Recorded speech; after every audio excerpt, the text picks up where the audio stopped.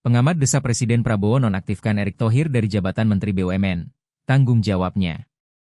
Pengamat sektor migas yang juga Direktur Eksekutif Cherry, Yusri Usman, mendesak Presiden RI Prabowo Subianto untuk menonaktifkan Menteri BUMN Erick Thohir terkait dugaan korupsi oplosan BBM Pertalite menjadi Pertamax. Yusri berpendapat, jika Presiden Prabowo benar-benar berkomitmen dalam memerangi korupsi, langkah pertama yang harus diambil adalah menonaktifkan Erick Thohir dari jabatannya sebagai Menteri BUMN. Untuk memerangi korupsi, maka langkah pertama yang harus diambil adalah menonaktifkan Thohir dari jabatannya sebagai Menteri BUMN.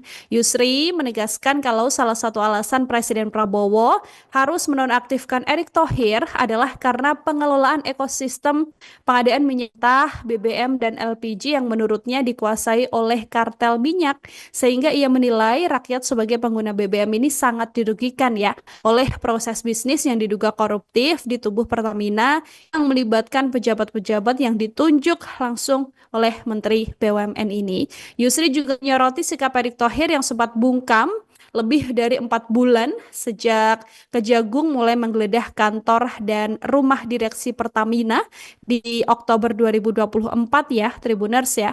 Namun setelah bertemu dengan Jaksa Agung, Erick Thohir secara tiba-tiba menyatakan bahwa ia akan mengevaluasi direksi Pertamina yang saat ini sudah ada beberapa yang ditetapkan sebagai tersangka.